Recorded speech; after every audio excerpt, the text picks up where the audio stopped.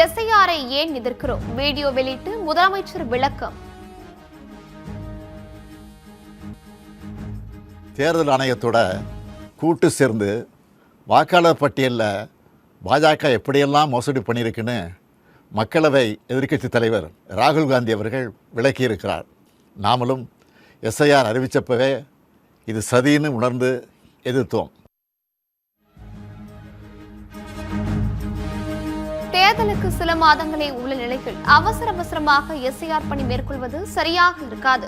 வாக்காளர் பட்டியல் திருத்தம் செய்வதை திமுக எதிர்க்கவில்லை, போதுமான கால அவகாசம் தராததை தான் எதிர்க்கிறோம் எனவும் முதலமைச்சர் விளக்கம்.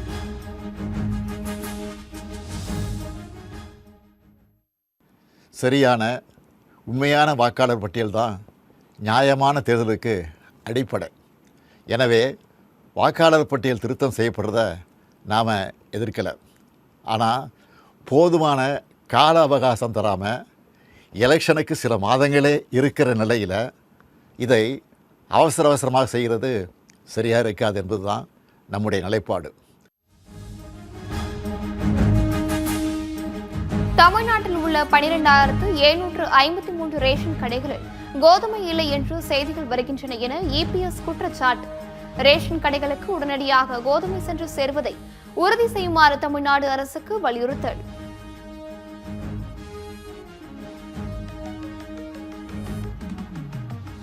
தமிழகத்தில் இன்று தென்காசி, நெல்லை, கன்னியாகுமரி மாவட்டங்களில் கனமழைக்கு வாய்ப்பு.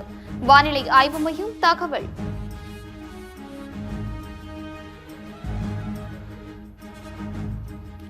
வரும் 12ஆம் தேதி கன்னியாகுமரி, நெல்லை, தூத்துக்குடி, தென்காசி, விருதுநகர், ராமநாதபுரம் உள்ளிட்ட 12 மாவட்டங்களில் கனமழை பெய்யக்கூடும். வானிலை ஆய்வு மையம் கணிப்பு.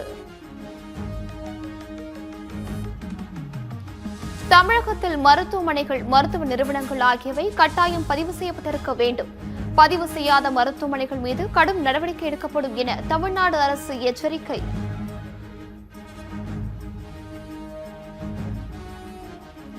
தமிழ்நாட்டில் குடியிருப்புகள் மற்றும் வணிக இடங்களில் மின்சார வாகன சார்ஜிங் வசதி கட்டாயம். விதிகளை திருத்தி தமிழக அரசு அரசிதழில் வெளியீடு.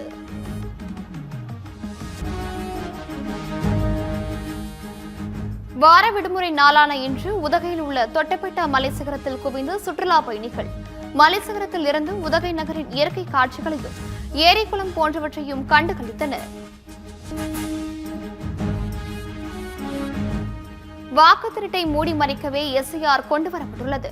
மக்களவை எதிர்க்கட்சித் தலைவர் ராகுல் காந்தி விமர்சனம்.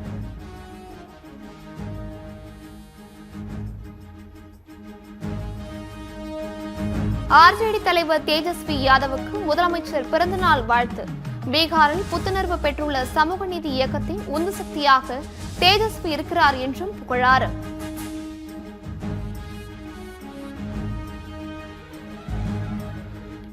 திமுகவின் 75வது ஆண்டு நிறைவை முன்னிட்டு திமுக 75 அறிவு திருவிழா 2வது நாளாக நடைபெறும் நிகழ்ச்சியில் திமுக இளைஞரணி நிர்வாகிகள் பங்கேற்பு.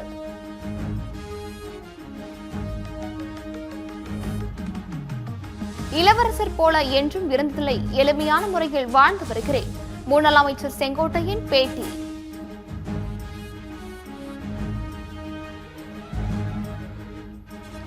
தென்னாப்பிரிக்காவில் மனித உரிமை மீறல் தொடர்வதால் அங்கு நடைபெறும் G20 மாநாட்டில் அமெரிக்க அதிகாரிகள் கலந்து கொள்ள மாட்டார்கள். அமெரிக்க அதிபர் டிரம்ப் அறிவிப்பு.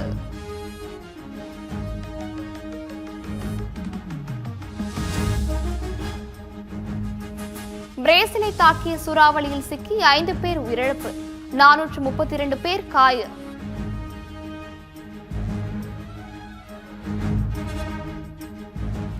துருக்கியில் வாசனை திரவ சேமிப்பு கிடங்கில் பயங்கர தீ விபத்து, 6 பேர் உயிரிழப்பு, பலர் படுகாயம்.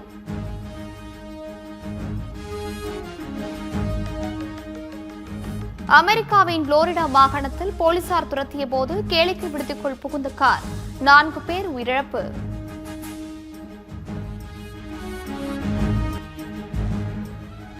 (2028) ஒலிம்பிக்கில் 6 கிரிக்கெட் அணிகள் பங்கேற்கும் ICC அறிவிப்பு.